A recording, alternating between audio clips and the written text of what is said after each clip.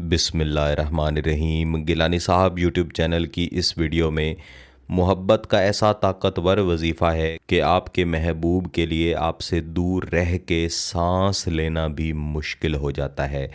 महबूब जितना अरसा आपसे दूर रहता है, जितना अरसा आपसे राबता नहीं कर पाता, उतना अरसा आपकी मोहब्बत में इस तरह से तड़पता रहता है कि उसके लिए सांस लेना भी मुश्किल होता है।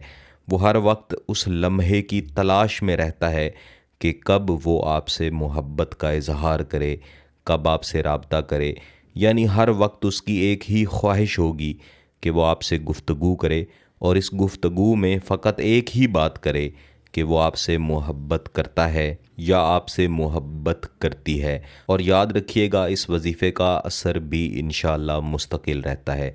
लिहाजा सोच समझ के उस शख्स के लिए कीजिएगा जिसके दिल में जब आपकी मोहब्बत पैदा हो जाए तो उसके बाद आप उसे छोड़ के ना जाएं, बल्कि उसके साथ निकाह की सूरत में, शादी की सूरत में अपनी ज़िंदगी गुजारें।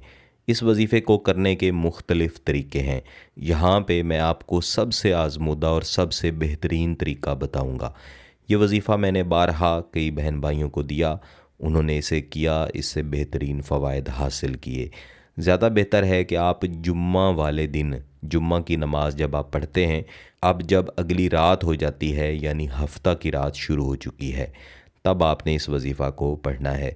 बसूरत दीगर आप मंगल के दिन के अलावा किसी भी दिन को गुजारें और उस दिन की रात को जब आप इशा की नमाज़ पढ़ लें और उसके बाद आप घर तशरीफ़ ले आएँ या आप घर के अंदर ही इशा की नमाज़ पढ़ें और उसके बाद जब आप अपने बिस्तर पे तशरीफ़ लाएं और सोने का सोचें। ये वो वक्त होता है जिसे हम रात का पहला पहर कहते हैं।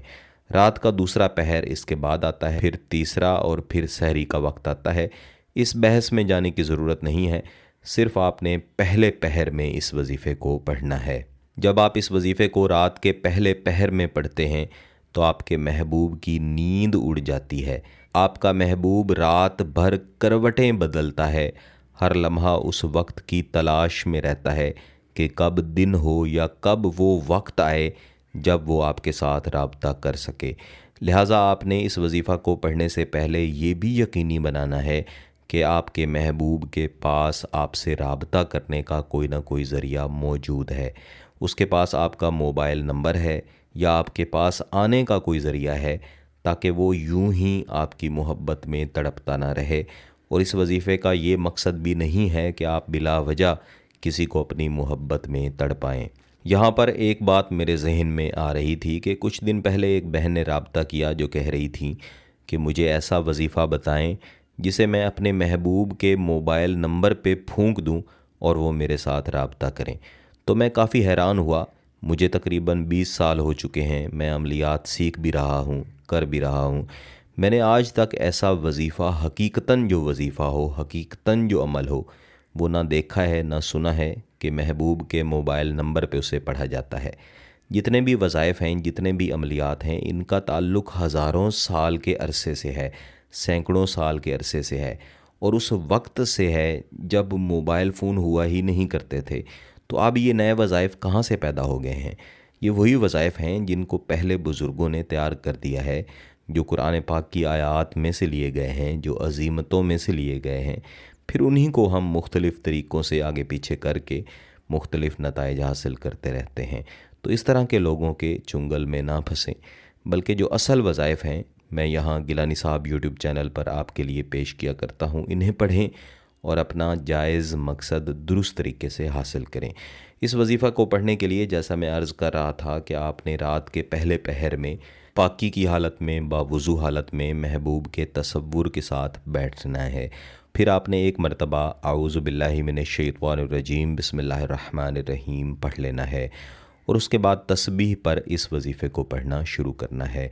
या वुदूदो अल्लफ़ बैना कल्बिही व कल्बी बेमहब्बतिका, या वुदूदो अल्लफ़ बैना कल्बिही व कल्बी बेमहब्बतिका।